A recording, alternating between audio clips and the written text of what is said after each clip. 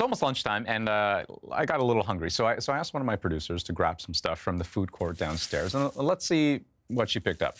So inside this plastic bag, we've got a clamshell container with my lunch in it. Oh, she's got plastic cutlery. That's good. That'll be handy. We've got a little straw here. Got a coffee with some sugar and a stir stick. And just as I asked for, 6-pack of Coke. Perfect. With a, one of these little ring carriers. So obviously this isn't actually my lunch. It's an environmentalist's worst nightmare. But the Canadian government wants to change that.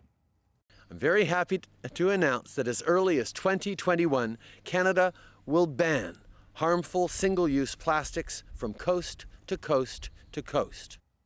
Now I know what you're thinking. Andrew, how old is that clip? Well, it's from 2019, and yes, it is now almost 2023. So actually implementing this single-use plastics ban did take the government longer than expected. But that ban goes into effect today. So there are now 5 categories of single-use plastics that can no longer be manufactured or imported for sale in Canada now. So stir sticks is one category, cutlery is another, takeout containers, plastic grocery bags, and straws.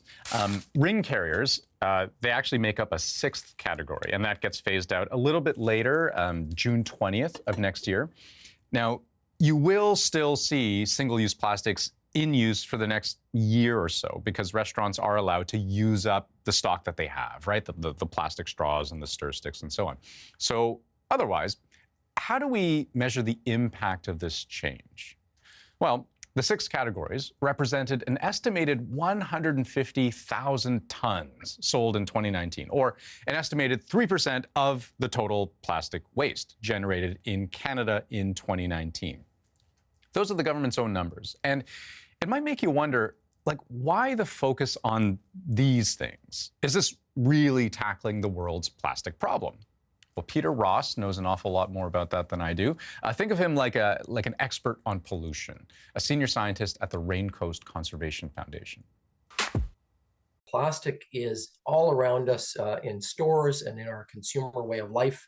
It's there for safety. It's there to create something durable and lightweight. So there are obviously lots of benefits to us as Canadians. At the same time, we don't want plastics getting into the environment. And so that's what the government is balancing here, trying to target those items that we don't really need. We have good replacements for, and it's going to prevent those items from getting into the ocean. Now, Peter told us that those items, these items here, they're the ones that often wash up on our shores. So the plastics being banned are a pretty visible part of the plastic waste problem. But like we said, it is only a small part of it, right? Another part is recycling. So of the 3 million tons of plastic that we throw away each year, only 9% is recycled.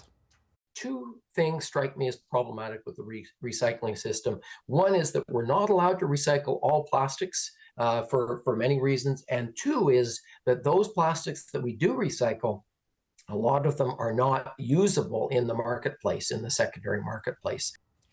And so that's a really interesting point, right? This idea of a circular plastic economy, where plastic products would ideally be, recycled and reused as packaging several times over. But a lot of the stuff that we think is recyclable actually does end up in landfills. And one good example of that is food packaging. So, if you imagine a plastic soda bottle, all kinds of things go into making that plastic. You have hardening agents, softening agents, even the dyes used to color the bottle. And it makes it really hard to reuse in a way that's safe for humans. So food manufacturers often have to use brand new plastic to make their packaging. And there's a lot of packaging to make. What I've done on a couple of occasions when a supermarket is relatively quiet, I'll stop at the front of an aisle. I'll look down as far as my eyes will take me. and try to discern the extent to which plastics have pervaded the packaging sector in a supermarket, in a grocery store.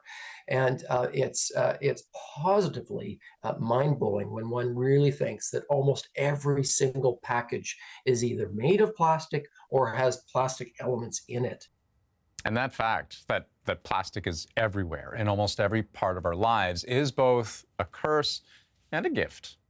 When it comes to plastic, this is the first time when I've had a pollution example where every single Canadian, every single member of the public understands what I'm talking about. Why do they understand? Because everybody has seen plastic pollution. Very visible, often damaging, certainly unsightly, and not good in our natural world. If I can use plastics as an ambassador, as an indicator of what we can understand in terms of our impact of our society on the aquatic environment or the environment in general, then I can align new allies in the general public to better protect the environment.